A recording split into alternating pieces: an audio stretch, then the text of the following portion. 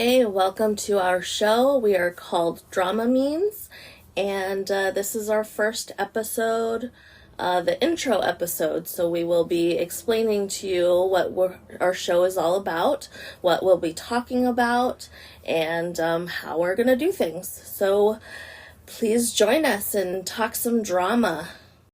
As we wade through the rough seas of life, we use dramas, TV, entertainment as a way to dull the nauseous effects of what our day-to-day brings.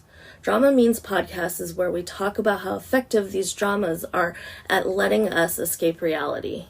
In today's episode, drama means new friends. Drama means new beginnings. Drama means that first day of school feeling.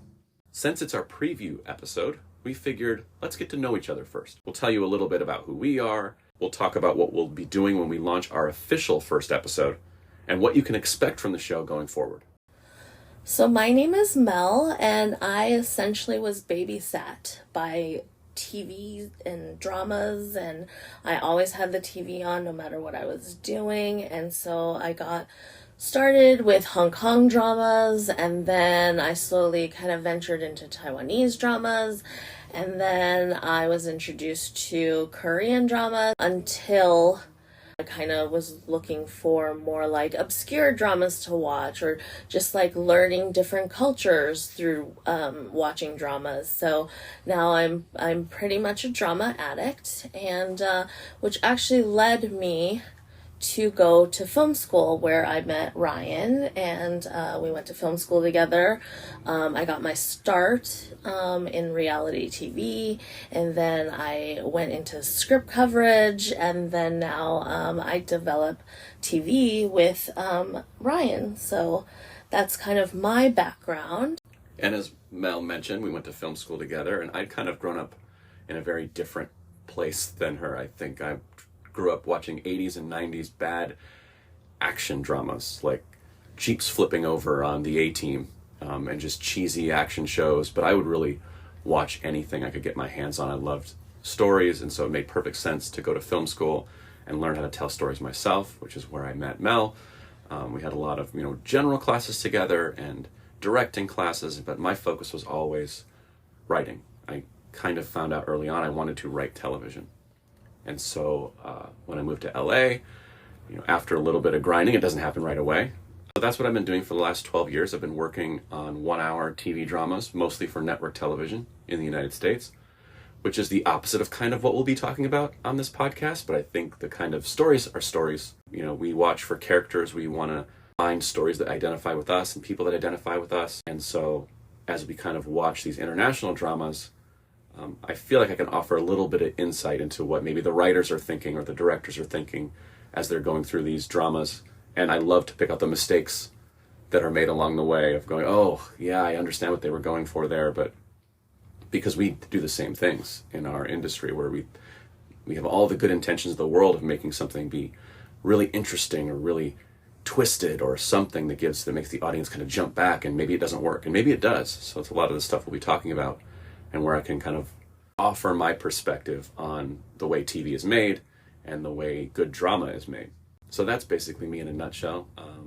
Historically, I don't watch a lot of international dramas until I met Mel, and she watches a lot of them and suggested that maybe we do this podcast together because we have very different perspectives on all these shows.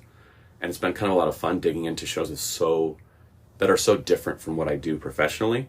It kind of allows me to unplug. It's very hard for me to watch US network dramas because I spend my days in a writer's room with other writers and coming up with these ideas, and it kind of starts to feel like paint by the numbers, and we're all just doing the same things and we're mixing it up. And then you watch these international dramas and they're so different. They take risks where we don't take risks. They do things that sometimes to me feel antiquated, and they do things that sometimes to me feel so fresh and interesting. So it's been a lot of fun to kind of dig into a genre that I don't really know that much about. So Mel is the expert on international dramas. She watches a lot of them. She knows what she's talking about when it comes to, what's popular and what's trending and the reason that they're doing things and how the shows are made and what actors are in them and what ships are being shipped and the pop culture surrounding it. I know none of that. But I know storytelling and I know dramas, so hopefully I'll be able to add a little tiny bit of insight that's worth me hearing my own voice go on and on and on. Okay, well, let's get started. So we're gonna basically go through and talk about one drama every week. And we're not going to be talking about like any kind of gossip. We're not going to talk about, the news and what's happening and all that stuff. We're strictly going to talk about story and like the drama itself and like what works, what doesn't work. Some like maybe our favorite scenes, just drama itself and characters. And yeah, we'll talk about actors acting and how good they are, how not good they are, whatever that is, but we're not going to talk about specific actors and like their background or whatever scandal they were in. That's not what we're interested in. We're going to talk about story. We're going to break down everything. We're going to dissect it. We're going to tell you all the things that we hated about something or all the things that we love. And basically, I feel like we're going to be cursing a lot. It's called passion. It's not called cursing. It's called passion. We're going to be very passionate. We're going to be so passionate. All these words that are not so good come flying out of our mouths. We're going to be fucking passionate. Super fucking passionate. But what you're saying is it's not an episode of Entertainment Weekly. We're not going to be talking about who has a scandal and is now being canceled and who can't go to like the news. Someone else can handle the news. It feels like there's a lot of outlets for that. It doesn't feel like there's a lot of outlets right now, at least that I saw, that kind of do a deep dive on like, well, why was this drama good? People are like, oh, I love the actors. And you're like, yeah, but the drama sucked. There was no substance. So yeah, you can love the actors and love the ship and love all the stuff behind the scenes, but like when they put the story on screen, it didn't do anything, or it was amazing. Like, I think that's the stuff that we're more interested in. So that's how we're gonna do things. So, and because it's a deep dive, there's gonna be spoilers. It's like unavoidable. Super spoiler city. Yeah. So if you don't want the spoilers, make sure you've watched the dramas we're talking about before we get into them, because it's very hard to talk about drama in a deep dive way without getting into exactly what happened, because the twists are sometimes a thing that make or break, or the reveals, I should say. Not even the twists, the reveals are the things that make or break a show, and the execution. It's hard to talk about that by beating around the bush and going, well, I can't tell you what character died, but just so you know. Yeah, so lots and lots of spoilers. But also what I wanted to say was, this is a safe space. We accept everything and everybody. So we're going to be talking about, different cultures, different, we're going to be watching BLs and GLs and, like we are all accepting, and we don't hate we hate like bad story. But but we don't hate like people, and we don't, we're in all accepting. So if you can't handle, like if you're a little homophobic, this show might not be for you, because we accept everybody. Yeah, our critiques are going to be on the subject matter of the show, right? Of the execution of the drama itself. Like, why is this a good story, a bad story, a good representation of a bad story, whatever it is. And we're not attacking like particular people. Yes, we do not attack particular people. That's great.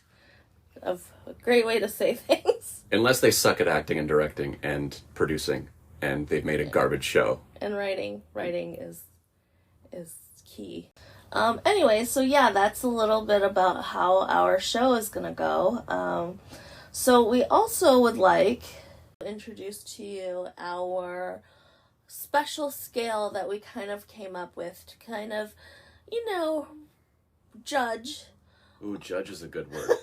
So yeah, we don't hate, we're just judgy. Yes, we're judgy. Well, judgy on the drama. Again, we're judgy on the drama, not on the people. If that makes sense. I want to judge the hell out of if these shows are any good. I didn't think of that word. Judge. We're going to judge. The ranking is to judge. Yes.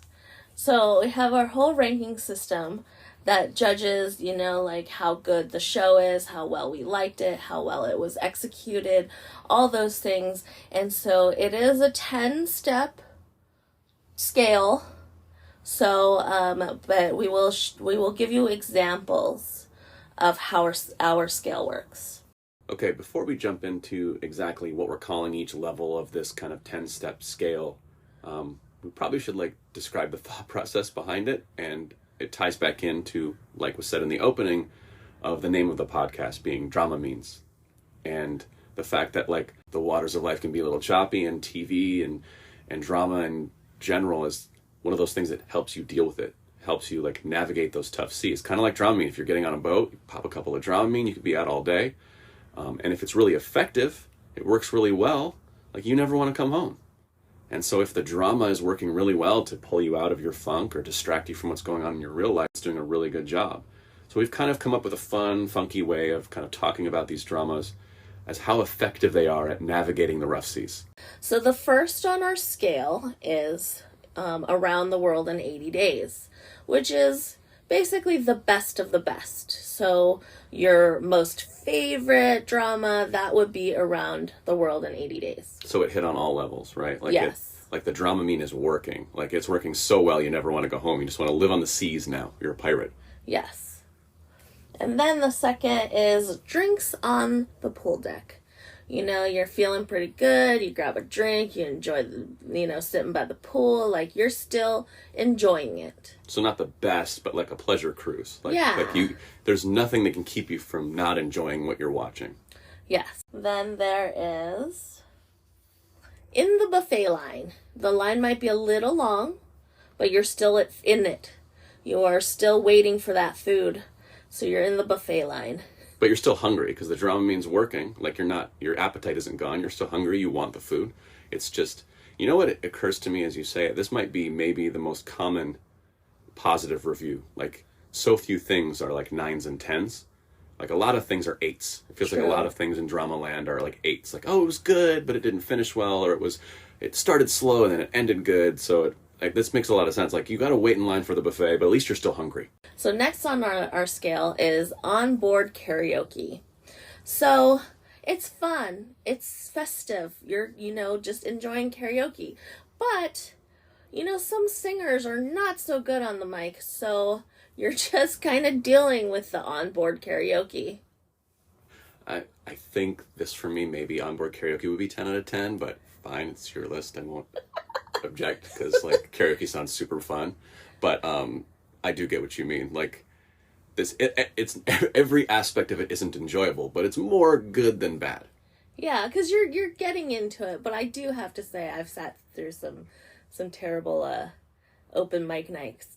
So it's and for someone who doesn't sing and is tone deaf, like I recognize the fellow tone deaf person, so it's not as enjoyable for listeners. This is also a good way to describe shows that are like maybe harmless fun. Like it doesn't go that deep. It doesn't like challenge you, and it doesn't like make you cry, or it doesn't make you like question your life and put things in perspective. But you're like, no, that was fun. Like there's nothing wrong with that. Like everyone's having a good time. So the next on our list is stepping out to get some fresh air. So, you're sitting there and you're starting to feel a little like, I'm really feeling the waves. I gotta go out and like look at the horizon, get some fresh air. It's when the Dramamine you didn't take the dose, like you didn't take a big enough dose and starting to wear off. You're like, it's kind of working, but you're like having second thoughts about your life choices. When I think of shows that you'd categorize like that, are ones that didn't leave much of a lasting impression, like it just kind of wore off. So that leads us to our next part of the scale, and that's land sickness. Land sickness is basically when you get off the boat and you're on land, but you still feel like you're on the boat. And so you're like a little rocky, you're a little dizzy, you're like you can't stand up straight, you gotta hold on to a railing. That kind of feeling where you're just not quite right. So yeah, it's just basically it's one of those where like, maybe they have a good beginning and then they totally fizzle at the end, or like, certain, like at first maybe you're enjoying yourself and then by the end of it you're like, oh yeah, I probably should not have done that. It feels like dramas that fit into this category are those ones that have like a really good concept. Like the concept is really strong, but the execution was just terrible. Like you're like, oh, I understand why they put, this is a story about enemies to lovers, but then the execution is terrible, or like you understood why they made the drama. You're just like, I wish you would have made it well. And so next on our list, it would be swearing to never board again. Like, you know that you made a terrible mistake and you should not have gotten on that boat. It's just you did, and now you're regretting your life choices. What's funny about that is I feel like after watching a drama like this, you swear off, I'm never getting on the boat again, but then maybe your friends could talk you into it again. They're like, no, but like Christmas cruises are different than weekend cruises. And you're like, oh, but that drama was so bad. I don't want to wade into those. Okay, fine, I'll do it again. Like, it wasn't so traumatizing, but you're like, at least when you're watching the drama, you're like, I will never watch this again. This is such a stupid idea. I actually have a lot of those too, and I'm actually going to, in my example, I'll be talking about something very similar where, like, I swear I'm never going to watch this again, and then, like, literally a week later, I ended up watching something similar. So, yeah, we'll be talking about that, I guess. The next on our scale is counting down the minutes. Where you're almost like hate watching now. Like, you can't wait till it's over, but like you just haven't like stopped yourself from just calling it quits, but you're sitting there like seething that you're going through this, and you're just waiting to be able to get off the boat or end this drama. I feel like there's ones where like you watch or I watch and I'm just like rooting against the characters at that point, where I'm like, I don't think you deserve to be in love. I don't want you to be happy at the end of this show. I hope there's a sad, sad ending, you bastards.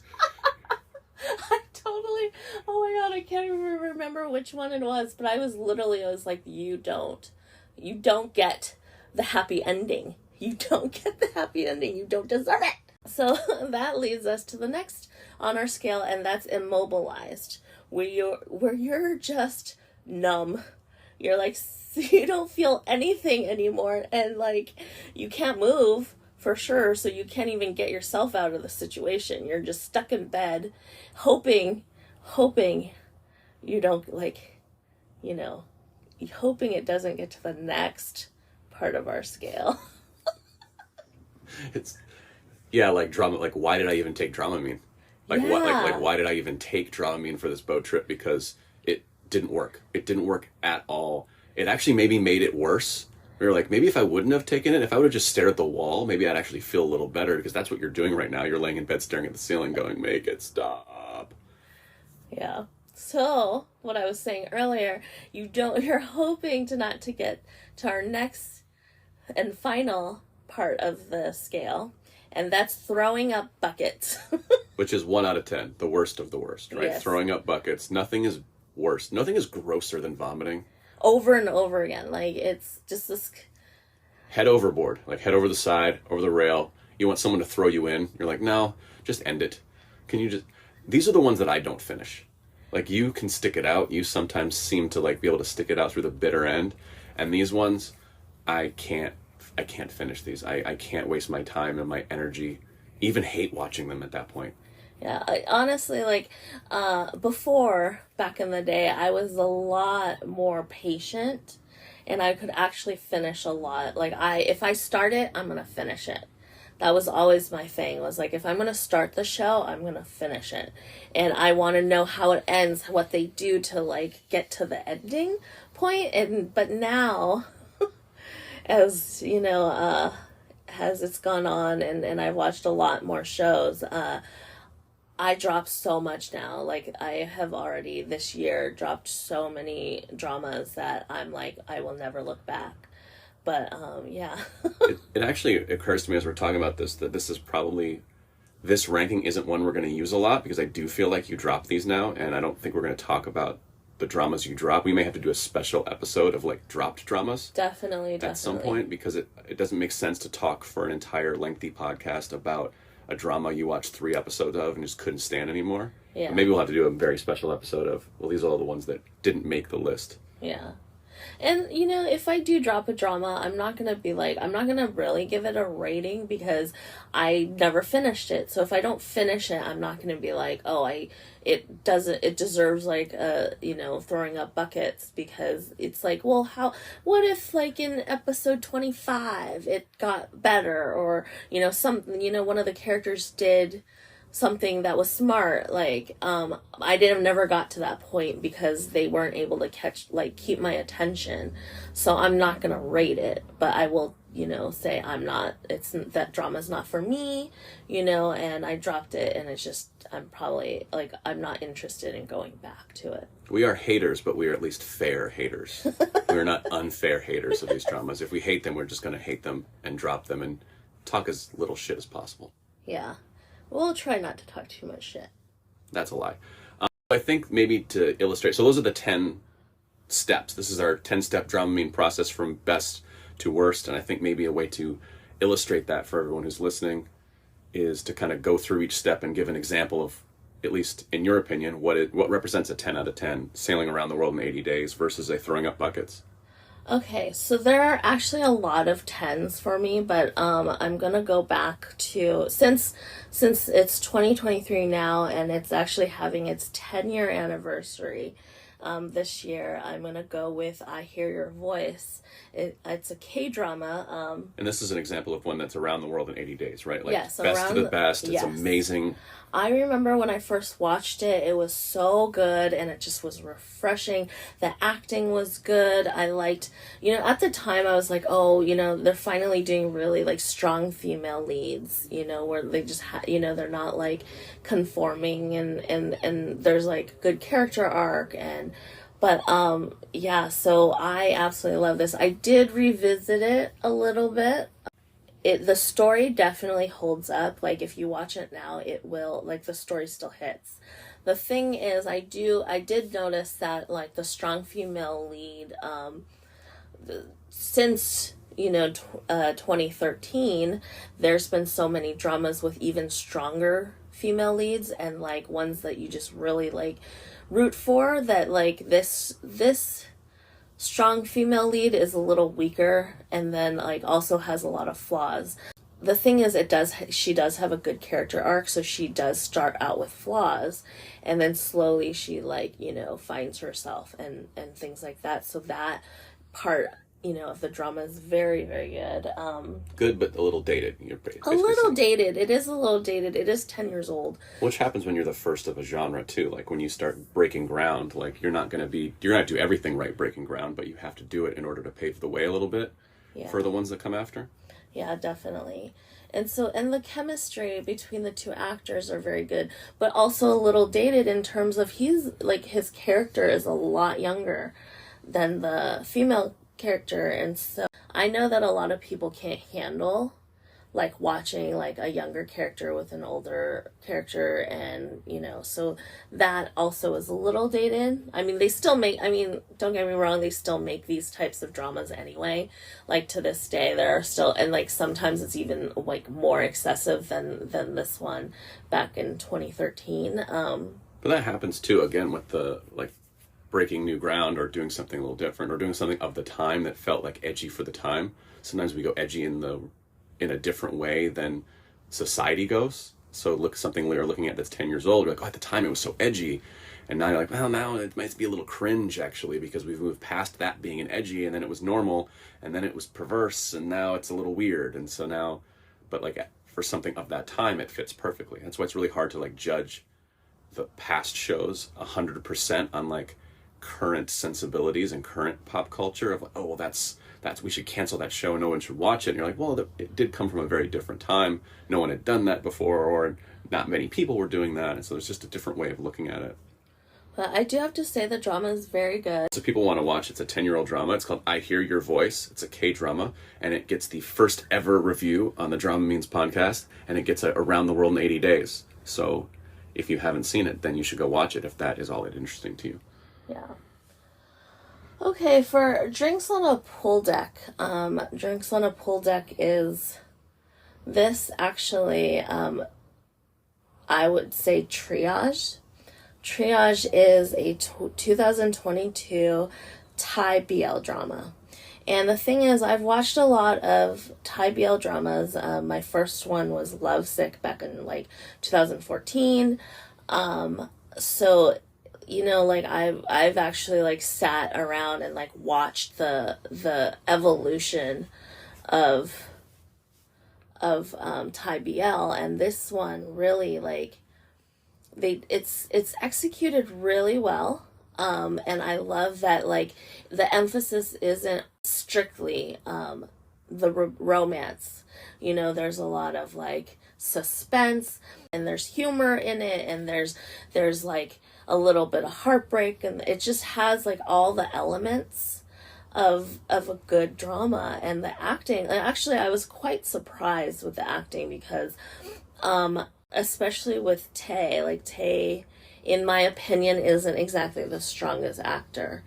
But in this drama, like, he did such a good job, and it made me see him in a different light, and really, like, you know, if in future dramas I would give him more chances, and I would watch more of his works because of this specific drama. And the chemistry between him and T, it was impeccable, and I hadn't seen that in prior projects that he's done.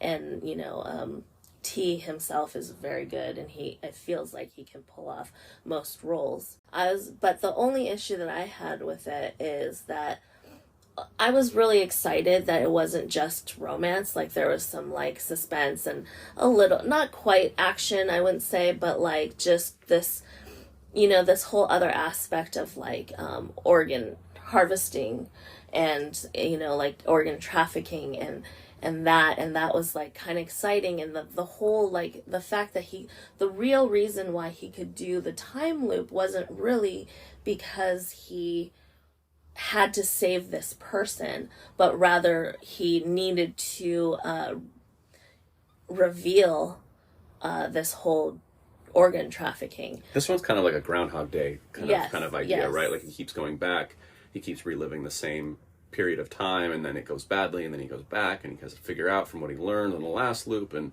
yes. So there was like a big fat premise involved in the show, not just two people meet and fall in love, and one happens to be a doctor, and one happens to be a whatever he is, and then they just kind of talk about their feelings for 25 episodes. No, and the thing is, I also think this could be longer, and I think that might be why it didn't like end that well, because they didn't have enough time to get, by the time that they went through all these time loops and developed their relationship and like feelings for each other, they didn't have a whole lot of time to really vet out the whole, like, you know, why there was this whole organ, you know, harvesting, and like how to like, you know, uncover everything. And like, it became really messy at the end, I'm not gonna lie. Like, even though this was my favorite 2022 Thai BL drama, I felt like it had a lot of work to do in order to make it like a actual complete project. They rushed the ending. They did the Game of Thrones where they're like, and we're done, let's burn the town down. Yeah, like it kind of became silly also. Like, it became illogical. Like, you know, a lot of the characters didn't really like have any motivation to do what they did, and like, it's just, yeah, it became silly.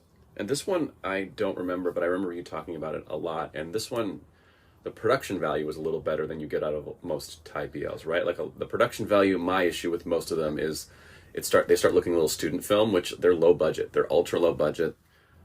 I've shot in Thailand, and like there's only so many crews to go around. Like, and there's a lot shot there. They shoot international things in Thailand.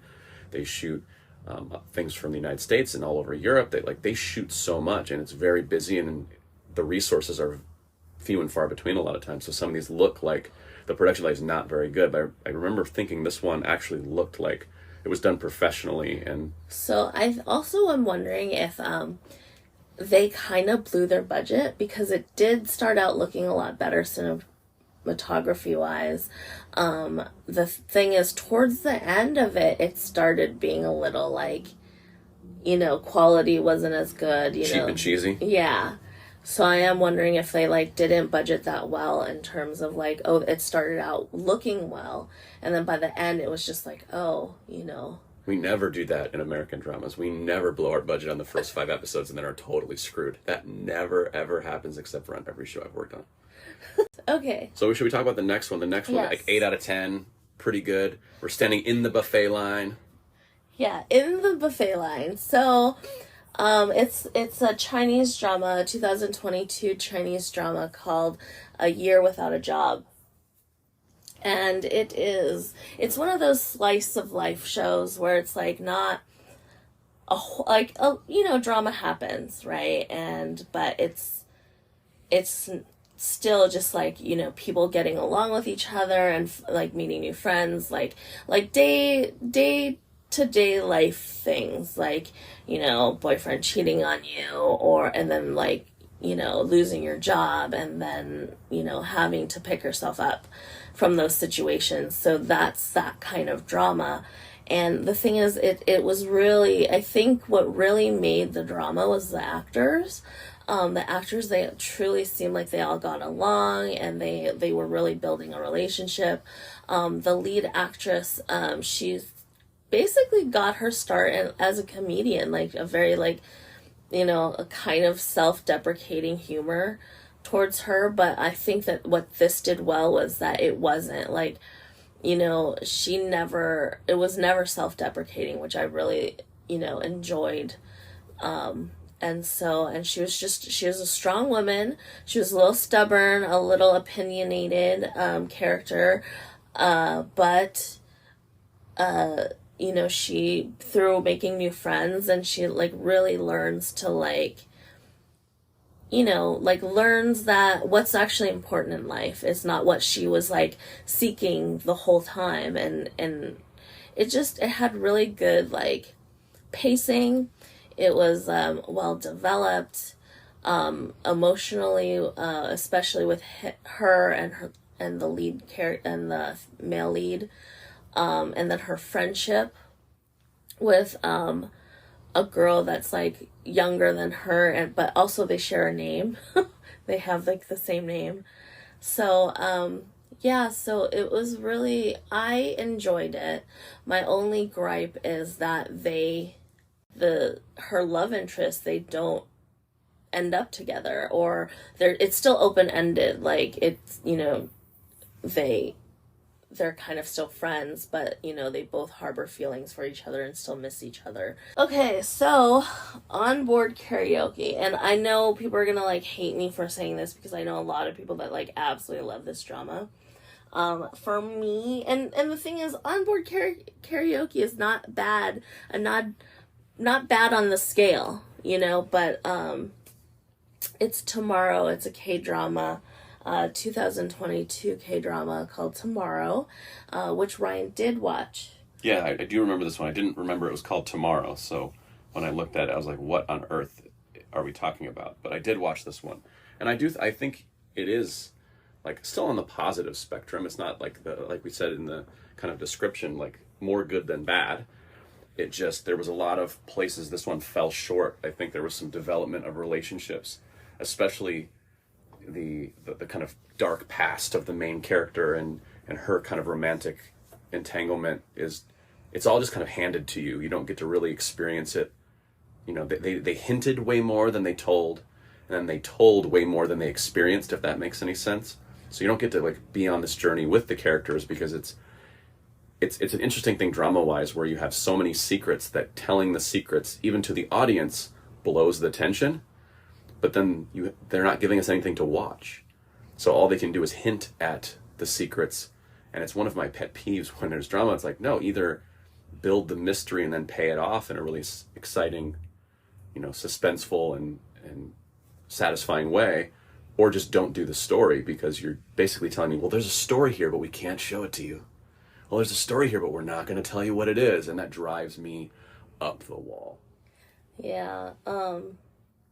I definitely wanted, like, I wanted it, and I think that they, you know, they thought that it was good for you to, like, crave it, right, and not show you. But the thing is, by the end, when they did show you, it was just like, oh, that's it? Like, I could have guessed that. Like, all this time, I'm like, oh, yeah, I kind of already figured it out. Like, rather than, like, letting us, like, enjoy the moments and really showing you, like, their past. And honestly, I would have loved to see more of that. Like, the dramatic tension between them. The, you know, like, that, like, the romantic tension and the sexual tension. Like, I was missing that. Like, we didn't get that, and I wanted it so badly. And so by the end, it was just like, oh, like, I feel like that could have been more. And that was a missed opportunity in their storytelling. There wasn't enough there. Like, there wasn't enough, like stuff to sink your teeth into. You've waited an entire show where you've said, hey, just wait for our reveal. It's going to be really good. And then you're like, oh, well, duh. They had an, you know, a past relationship and a past life, and someone broke each other's heart. Okay, boo-hoo. Yeah. Like, what is it? But I will say the stuff that was great about the show was, like, the lead team that we follow most of it.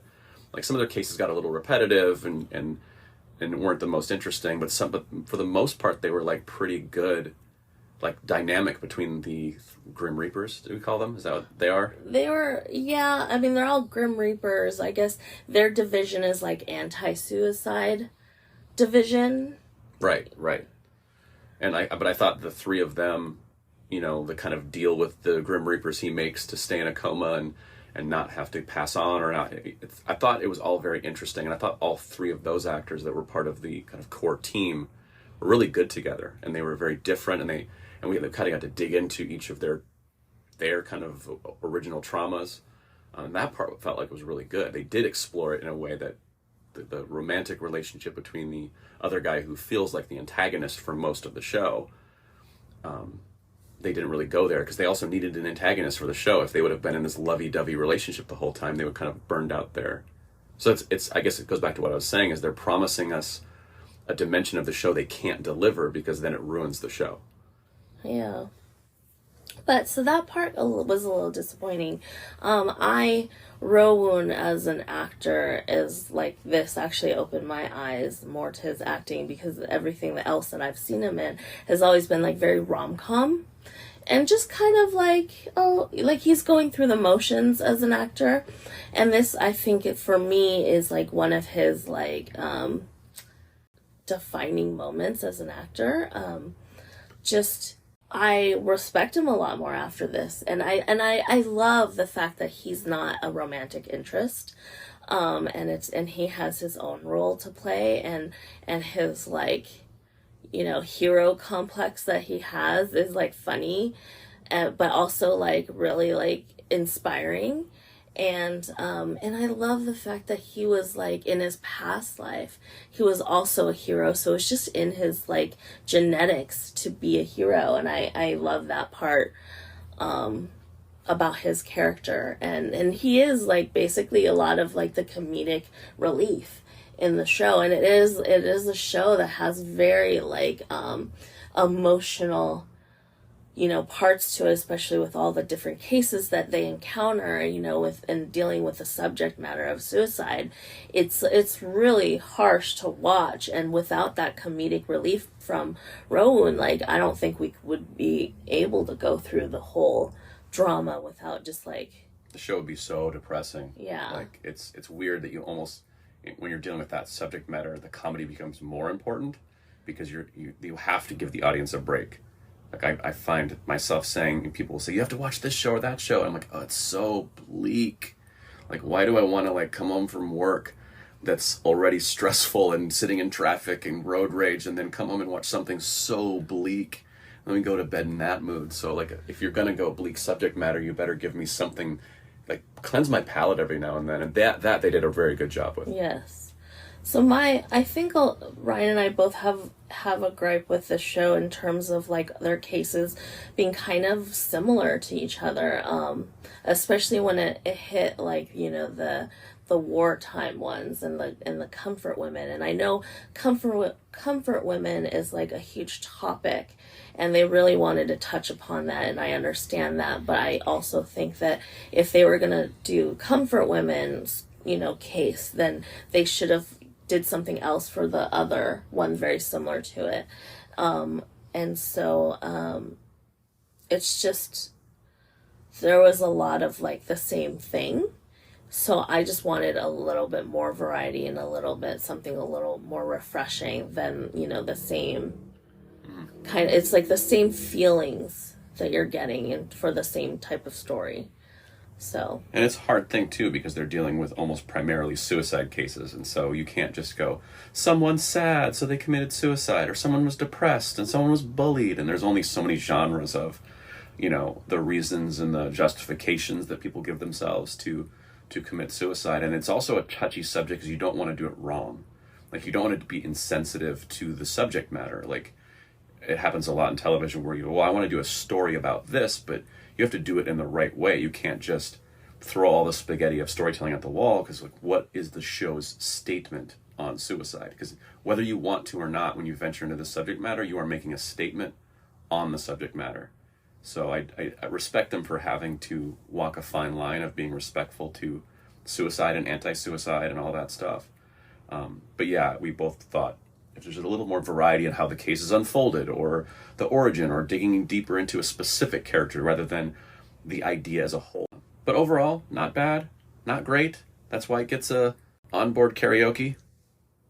It's more on the greater side than the bad side. But yeah, it's definitely an onboard karaoke where, like, it's fun and I enjoyed it. It's just there are moments where I'm like, oh, my eardrums are going to blow out. So the stepping out to get fresh air, for me, this one, I would probably pick K-Yaku, and or KX-Yaku, however you want to say it. There is the Japanese title also, but I don't remember how to say it, so I'm not going to. So that's also a 2022 drama, a Japanese drama, and so I love these actors. I'm not gonna even like pretend that actors don't matter to me, but I love these actors, and I specifically watched them because I love both of these actors, and I enjoy it for the most part. They're the best part, and I think this is where it kind of fails in terms of they only really care about the character interaction, whereas where it kind of drops the ball is the cop aspect of things, like the crime and like how to solve a case, and it just feels very unreal. And I've watched several of these, like, procedural shows, Japanese shows, where they just, like, they don't ever bother to, like, research what cops actually do. One character is Yakuza and the other is a cop, and they both are individually, they're trying to figure out what happened to a female cop. She essentially is on video, shows that she gets killed. And so they're both trying to search for answers and trying to find the culprit, but they end up, working together and trying to figure out what happened to, this important person of theirs. And things that they do to figure things out and, like, seek out whoever is boring, poorly thought out. Badly done. They didn't care about the procedure. They only cared about the relationship. Like, yes. They didn't put any effort into, like, there are shows in America that do that. There's shows where it's action shows, and then you're like, and then all of a sudden they have a love crying scene, and you're like, well, these two people don't love each other. You spent no time on the relationship. Why do I care if they're crying? Why do I care if they broke up?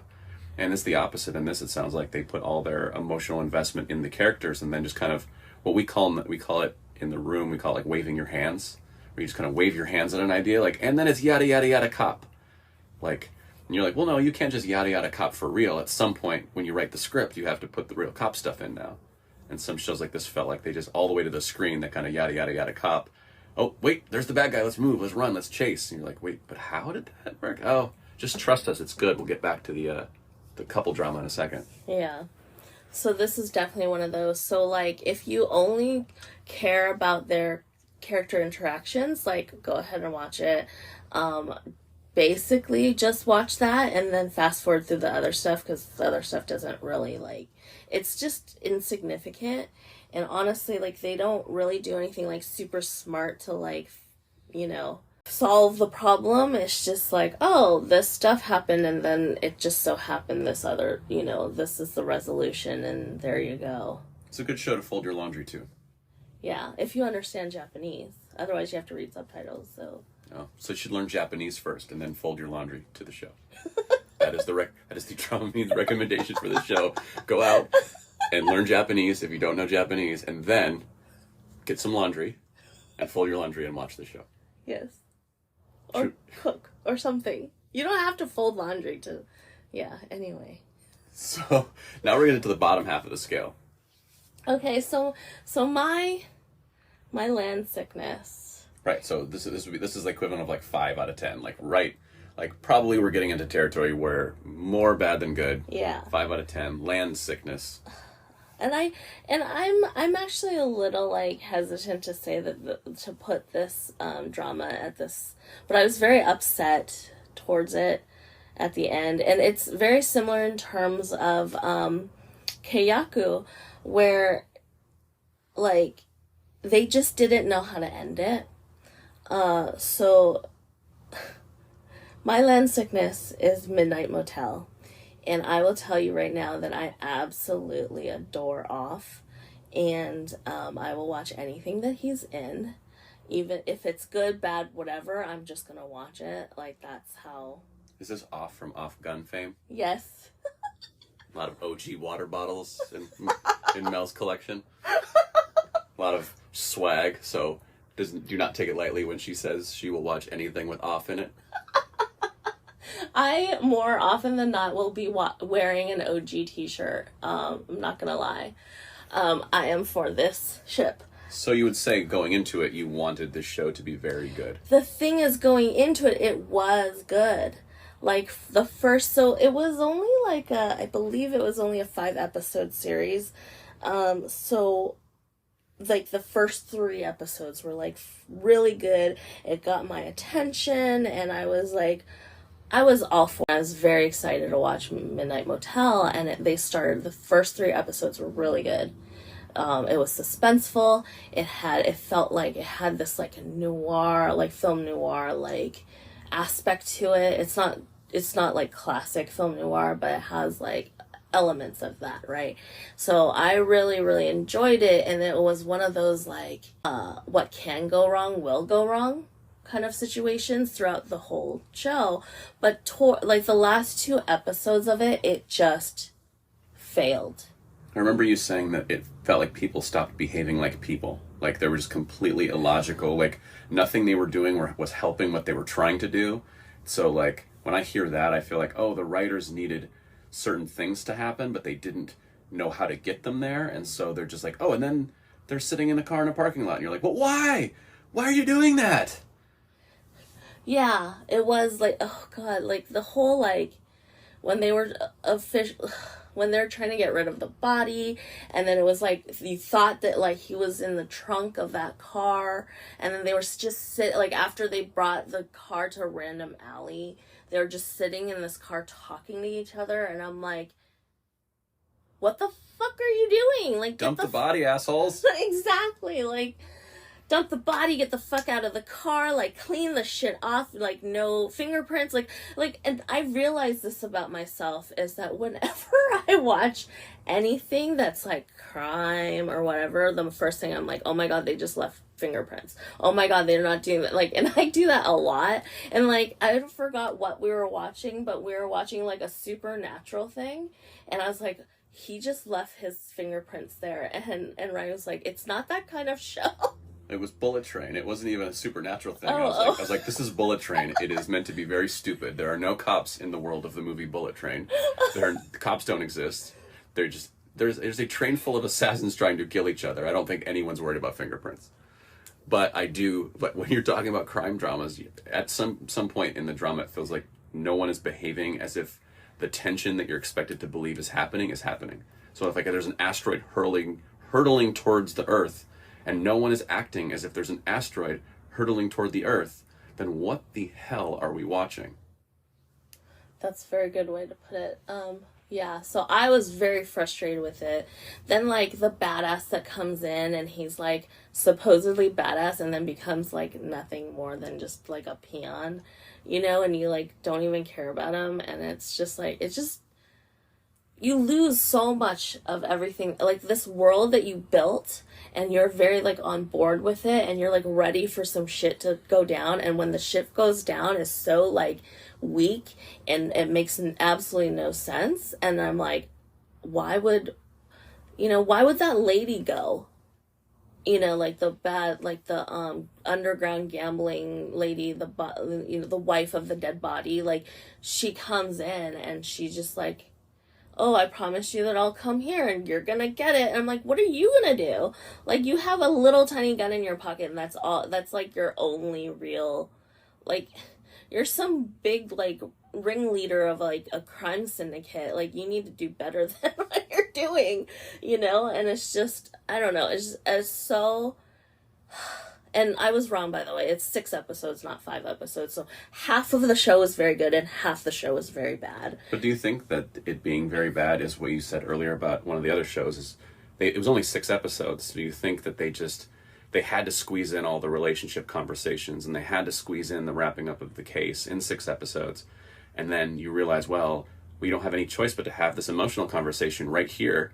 But it makes no sense, but we have to do it because we only have 6 episodes to finish the show. Yeah. Like, it happens to, you know, shows all over. Is like you just run out of time to tell the story, and if you don't adjust the size of your story and you just basically dig your heels in and are like, no, this is the story we're telling, usually you make bad TV.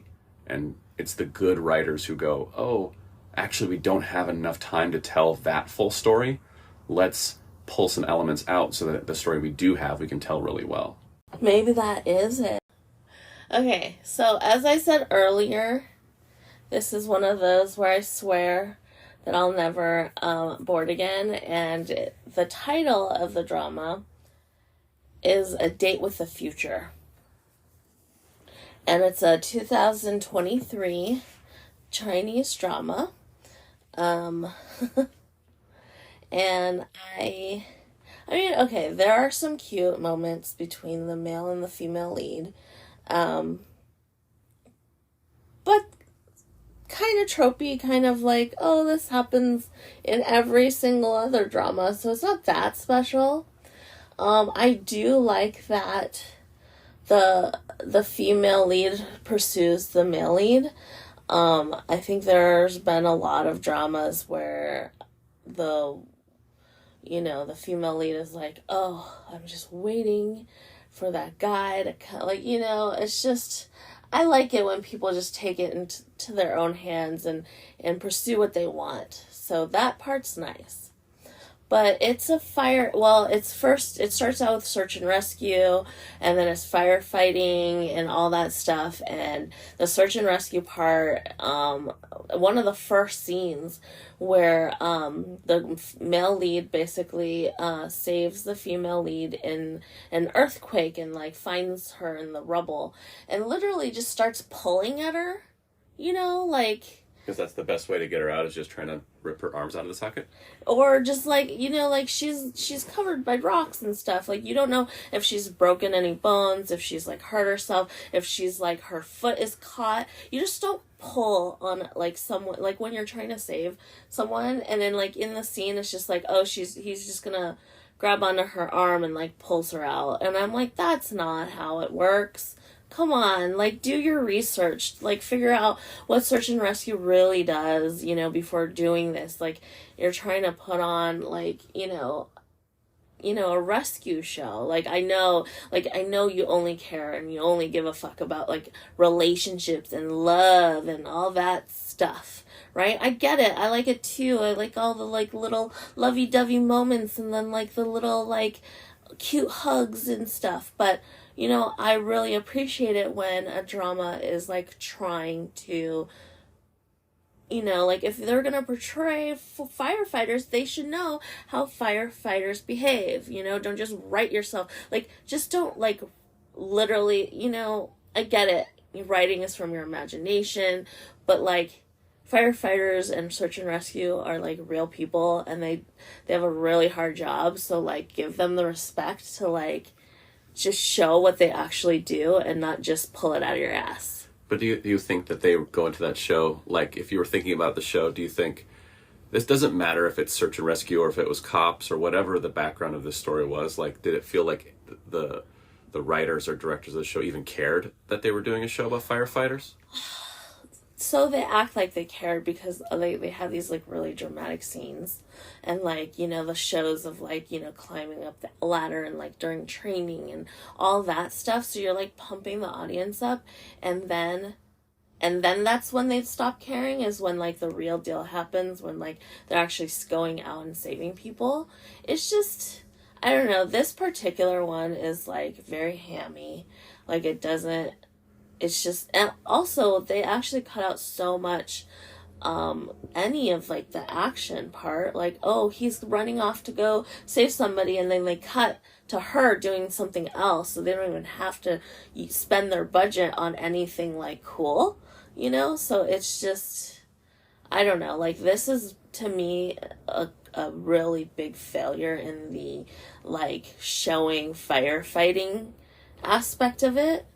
But also it's just they had like, I can't say the characters are really that likable, especially their obstacle characters, right? Where they literally only exist to provide obstacles for the leads, right? And so, and their characters are so like toxic and so unrealistic, I feel like. So, the female lead has like a work rival, right? And she's just so absolutely like envious, jealous, whatever of the female lead, and she's like just going over like illogically trying to like do things that doesn't even benefit her in any way, like it's just to fuck with the female lead, and to the point where she like literally almost kills her, right? And the thing is, not only that, like she's been found to like do harm to the female lead over and over again and got caught over and over again, and she was never freaking fired. Right, she got to so I came to work on Monday and tried to kill my coworker, and sorry, let's go to the meeting anyway. Yeah, like see you Tuesday. Like see you next Tuesday. Yes, right? Yeah. Yes, see you next Tuesday is very right for her character. Yeah, so well, you know, it's interesting because sometimes in the writer's room you get caught up with like side characters or the bad guy characters of just having them do what you need for the story and then forgetting to treat them like human beings. Like, it's really important, like, when you're digging out those characters to, like, well, the bad guys want something, too. The obstacle characters, they actually want something. They're human beings. So, like, I totally get what you're saying. When they stop behaving like humans, you're like, well, that's stupid. Nobody behaves like this. Even the most evil bad guys in comic book movies, they want something, and they go about getting their goals. But it just, sometimes, it feels like it's written overboard. It's like, oh, it's just written to give your leads obstacles from being together, which is super annoying.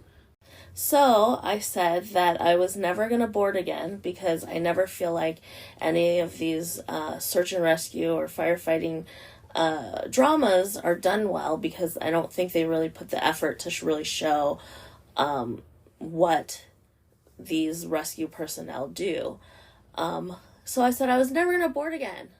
And then, like, I don't know, a month later, Yang comes out with another firefighting drama, and I was like, oh my god, I'm gonna watch this. Well, this is the one that we can't really talk about long term because we dropped this one, right? We dropped it after, like, I don't know, 3 or 4 episodes, I can't remember, but it was so bad, and I was so, like, disappointed, but also, like, disconnected. Like, I didn't feel for any of the characters. Honestly, I have to say, like, the female character was so, like, unlikable that I was just like, oh, I can't watch this. And then, like, they really showed, I mean, they had a few, you know, this, on the other hand, like, certain, at least in the beginning, certain, like, firefighting, like, situations kind of felt, like, real enough. And it also, like, was exciting. But then after, you know, like, that that weird scene where she's like stuck in like the water, like it was flooded, and that was awful, and you know that character is awful. So yeah, we dropped it after a few episodes, so we can't really talk about it. But that led me to I said I wasn't gonna watch these dramas anymore, and I went ahead and tried to watch this drama, and I blame Yang Yang for it. I'm just gonna be very clear. Yeah, Yang Yang, don't make firefighter dramas, because Mel will watch them and then get mad at you for making her watch them.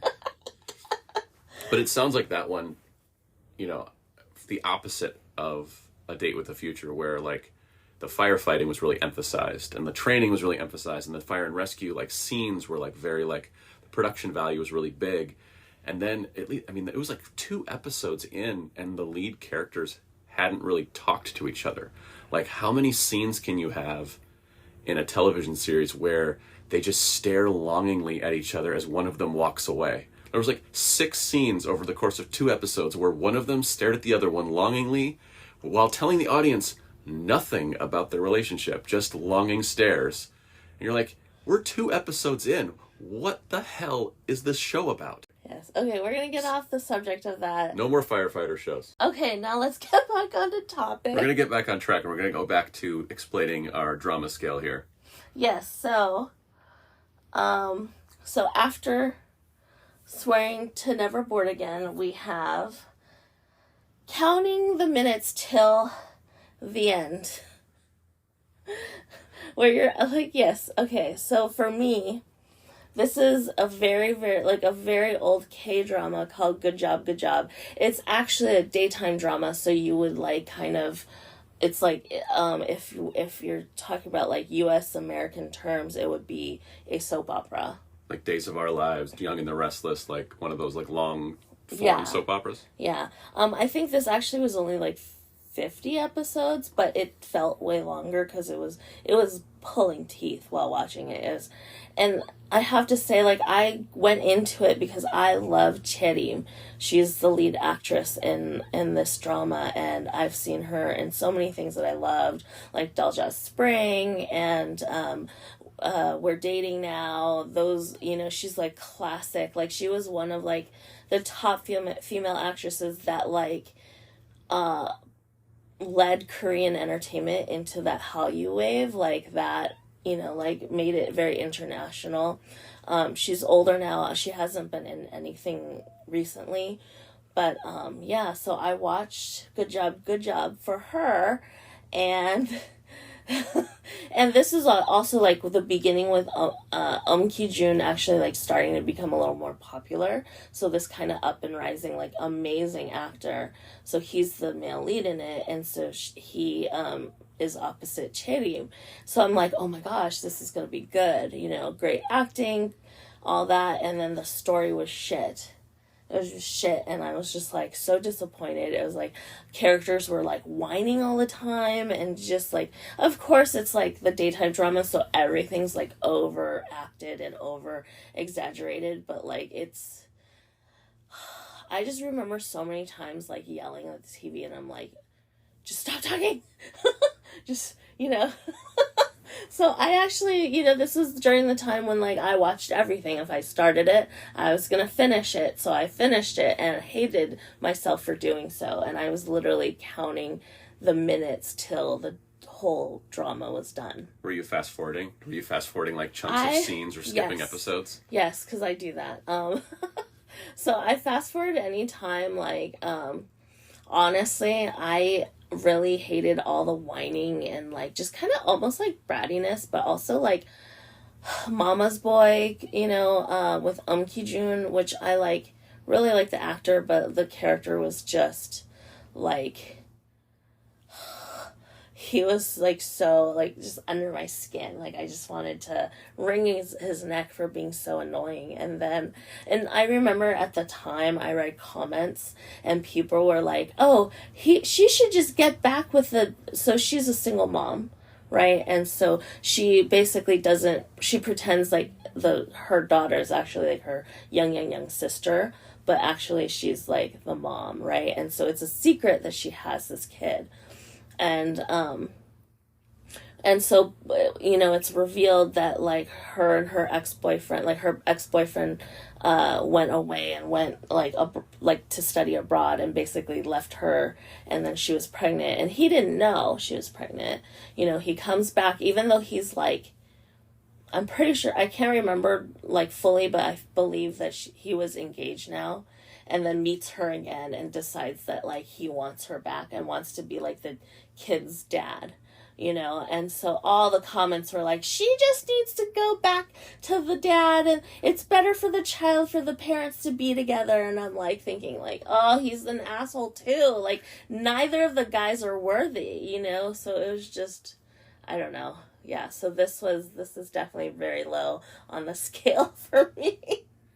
And it sounds like way too many episodes. 50 episodes sounds way too many. The thing is, it's one of those family dramas where, like, a bunch of stuff happens and all the parents and grandparents and next door neighbors are all involved somehow and connected. And, like, there's more than just them. There's other characters, and then they have their own romance or own problems. And it's, like, this huge, like, festivity of problems and drama. But it's just, it was pretty annoying. And it was definitely those times where, like, the adults or, like, the parents, the grandparents are all, like, really annoying and, like, over the top bitchy, So I couldn't handle it. And, I mean, this was 2009, so, like, K-dramas or dramas in general have very much evolved and has gotten a lot better. But yeah, this was kind of an old drama that just had all the annoying tropes in them. How much would someone have to pay you to go back and sit down and watch every single minute of these 50 episodes? Like, how much money would the offer be if they were like, all right, we need you to go back and rewatch this show? That's a tough question because, like, it's not that hard to watch it, but also, like, God, it was awful. I don't know. Like, I mean, I'm not gonna say no if someone's, like, offering me $1 million to go watch a drama. That's like a very highly paid job to get $1 million to watch a drama. So that's a lot. Anyway, stupid question. All right. So the next on our scale is immobilized, and that's basically when the Dramamine hasn't worked and you're staying in your cabin on the ship and you're clutching your stomach and you're just trying to hold down the lunch, trying to hold down the buffet line, and there's nothing you can do. There's nothing that is going to fix this wild woolly ride into the waviest ocean you've ever surfed. So the Dramamine hasn't done anything to make this trip enjoyable whatsoever. You are in pure survival mode. Yes. And I'm actually very sad to say this because I had high hopes for this drama, and not like really high hopes, but like I wanted it to be good. So the title of the drama is Thank God It's Friday. It's a 2019 Thai BL drama, and it is directed by a director that directed the first Thai BL drama series that I've ever watched, and that is Lovesick. And so in Lovesick, it took place at the school. It's a high school called Friday, right? And I think it's like one of those prestigious, like, I mean, I believe it's imaginary. Don't quote me on that, but it's, like a prestigious school. And I think it's one of those, like, private schools where, like, they have, like, kindergarten through college, kind of thing. But it takes place in the high school time, like, portion of that. So it's Friday. But I believe, like, translated is called Friday College. I'm not, positive because I don't speak Thai. So Lovesick is the first Thai BL drama that I ever watched, and I was a huge No and Poon shipper, and I was very on board. That's what really started like me down the watching Thai dramas in general. But definitely I love the Thai BL, and this Thank God It's Friday is directed by the you know, like he was kind of in the forefront of the BL world, and he directed Lovesick, which, you know, like definitely I remember when I first started watching it, there were lots of issues, very low budget especially like the first like party scene. But as a whole, you know, the relationship between Noah and Puna was really good. So I had high hopes for Thank God It's Friday because it's directed by the same director, and also another well-known director came from Lovesick, was new, and so he went on to you know work with like direct so many you know critically acclaimed Thai BL, and so I assumed that the director of Thank God It's Friday was going to do a good job. And it was the lowest budget of the lows. The acting was god awful. It was like it was like there was like no direction, and I'm like wondering if he even really directed it, because like you know it just felt like they put kids in a room and then just told them to interact and like make their own shit up, because nothing was like cohesive, and then it went from one scene to the next, and like none of the scenes like went together, and it was just like this jumbled jigsaw puzzle, and none of them like fit. So you know, and so that was the show, that was the drama, and like there were some moments that I'm like, okay, well this character and this character had better moments, you know, but then for the most part it was just like chaos. And I was so disappointed, and I was just so like, I'm like, why? Like, what happened? You know, like, and the thing was, the story, like, the premise of it was pretty much exactly the same as Lovesick. You know, like, I think he just wanted to revamp it, or like, he just still lived in the shadows of Lovesick, and he just wanted to create something else, but had no budget to do it, or like, just lost his touch. Because it was really, really bad. And I actually went on to, like, look at what else the director had directed. And most of the things that I hated, all of the Thai BLs that I hated, it was directed by him. Except for Lovesick. Except for Lovesick. Yeah, like there's one called Physical Therapy, which is also, like, a you know, very low on the scale Thai BL, which was also directed by him, with the same type of quality, and I just like... But do you think it's that Lovesick was good, or if it was just your first introduction into the genre, that if you watched it now, you'd go, oh no, this was really bad also?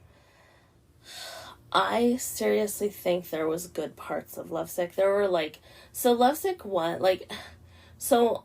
My gripe with Lovesick is that there were way too many characters and way too many, like, everyone had issues and problems, and it was super over dramatic, but the core of it being Noah and Poon, their story was very good.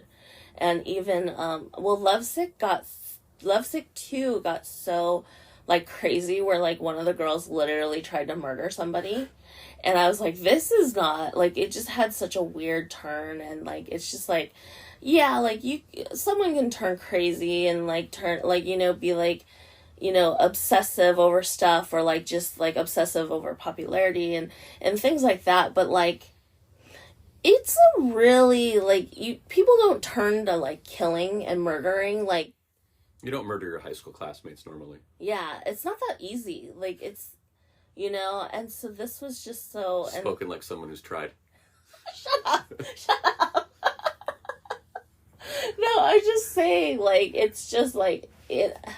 You just don't turn... You don't turn from a vengeful person when it comes to, like, who's in class and who I have my crush on to, I must kill that person. Like, that's a pretty big leap. Yeah, so... Like, I want to be the quarterback of my high school team. I'm going to murder my rivals. Like, that's kind of a crazy step. Yeah.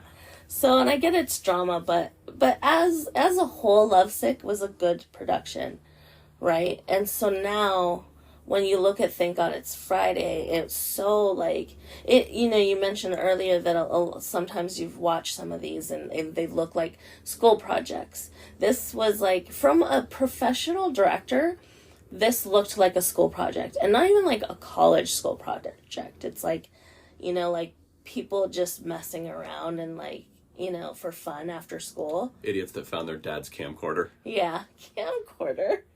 Don't. Have I just dated myself? Yes, you definitely did. I'll delete that part. Anyway, yeah, so the disappointment of Thank God It's Friday. But there has been a couple actors that's, like, pulled out from there. Like Pluggy was in it, and now he's part of a Thai pop group called Purses. And I'm not even sure I'm saying it right, but it's spelled Purses, so... So that wasn't a total loss. It was just a terrible drama. Somebody came out of it on top. Yeah, definitely. But it was a bad one, and I don't recommend it because your brain's gonna just fry and melt if you watch it.